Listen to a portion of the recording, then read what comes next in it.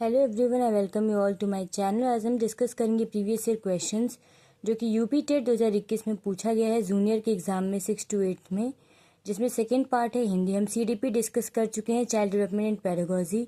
अब हिंदी प्रथम भाषा है। पंकज में कौन सा समास है? बहुव्रीहि समास। पंकज किससे बना है? पंक यानी कि कीचड़ और ज यानी कि जन्मा हुआ।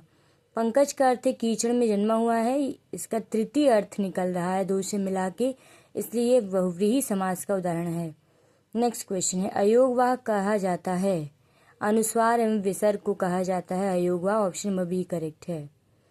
एक ओर अजगरही लखी एक ओर मृगराय, विकल बटोही बीच ही पर्यो मूर्छा खाए। इन पंक्तियों में प्रयुक्त रस है भयानक रस। भय का वर्णन है, इसलिए इसमें भयानक रस प्रयुक्त हुआ है। ऑप्शन नंबर ए करेक्ट है। से विभक्ति निम्न में से किस कारक के लिए प्रयुक्त होता है? करण। से विभक्ति का प्रयोग करण कारक के लिए होता है। उसने नहाकर भोजन किया। इस वाक्य में नहाकर निम्नांकित में से किस क्रिया का उदाहरण है? पूर्वकालिक क्रिया। नहाकर क्रिया का प्रयोग पहले की गई क्रिया के रूप में होता है जो पूर्वकालिक क्रिया का उदाहरण है। सूफी संतों की शैली है मसनवी, यानी कि ऑप्शन नंबर बी करेक्ट है। गुड़िया भीतर गुड़िया के रचनाकार कौन है? मैत्रेयी पुष्पा। 100 अजान एक सुजान के रचनाकार का क्या नाम है? ऑप्शन है बालमुकुंद गुप्त, बालकृष्ण भट्ट, सरदार पूर्ण सिंह या फिर Badrinarayan Chaudhary. Option number B correct है, बालकृष्ण भट्ट। 100 अजान और एक सुजान बालकृष्ण भट्ट द्वारा रचित एक कृति है। लेखक इस कृति को एक प्रबंध कल्पना मानते हैं, इसलिए भारतेंदु युग की एक प्रमुख रचना है। गोस्वामी तुलसीदास का निधन वाराणसी के किस घाट पे हुआ था? 80 घाट पे हुआ था। भक्तमाल के रचनाकार हैं Nabhadas. Option number D correct है। भक्तमाल का रचना वर्ष 1585 ईस्वी है। भक्तमाल में नाभादास ने 56 छंद में अपने पूर्ववर्ती अथवा समसामयिक लगभग 200 भक्तों का चरितगान किया है। कौन सा वाक्य शुद्ध है? गलियों को चौड़ा करना आवश्यक है। परशुराम के क्रोधाग्नि ने क्षत्रियों को जला दिया।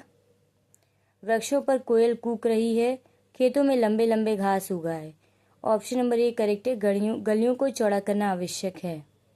खेतों में लंबी, ये शुद्ध वाक्य है, बाकी सब अशुद्ध है। शुद्ध क्या होगा? खेतों में लंबी लंबी घास उगाई, वृक्ष पर कोयल कूक रही है। नेक्स्ट है विद्यार्थी में कौन सी संधि है? दीर्घ संधि है। हश्व या दीर्घ अ ई उ के बाद हश्व या दीर्घ अ ई उ आए तो ये आपस में मिलकर क्रमशः दीर्घ आ ई उ हो जाते हैं। इस संधि को दीर्घ संधि कहते हैं। जैसे संग्रह प्लस आलय संग्रहालय, महा प्लस आत्मा महात्मा।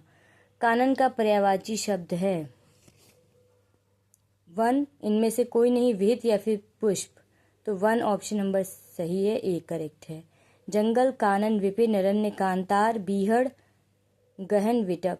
वाक्य विग्रह का अर्थ है वाक्य खंडों को अलग अलग करके उनका मान बताना, उनका संबंध बताना, ये है वाक्य विग्रह का अर्थ। वाक्य खंडों को अलग अलग करके उनके बीच का संबंध स्पष्ट करना है। बिनु पद चले सुने बिनु काना, कर बिनु कर्म करे विधि नाना। इन पंक्तियों में प्रयुक्त अलंकार है विभावना अलंकार। किसी असंभव कार्य या घटना का वर्णन इस प्रकार किया जाता है मानो वह संभव है। उपर्युक्त पंक्तियों में बिना पैरों के चलना, बिना कानों के सुनना, बिना हाथों के कार्य करना असंभव है, परंतु यहाँ इस प्रकार वर्णन किया गया मानो यह संभव हो, अतः यहाँ विभावना अलंकार है। वाचन शिक्षण की कौन सी विधि नहीं है?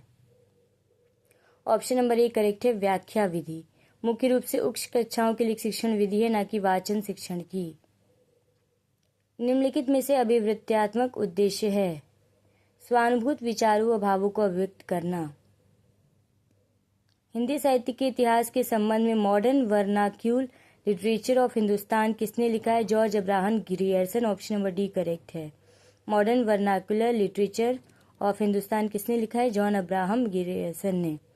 विरहनी बावरी सी भई ऊंची चढ़ी अपने भवन में टेरत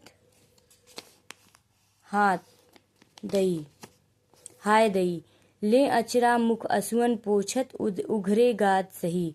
किसकी पंक्ति है? मीराबाई की, जो अपने भक्ति और विरह के गीतों के लिए प्रसिद्ध है। हिंदी का पहला पत्र है Udant Martand. Option number D correct है। बाकी के क्वेश्चंस हम कल की क्लास में करेंगे। जानकारी अच्छी लगी तो प्लीज़ चैनल को सब्सक्राइब करें। Thank you.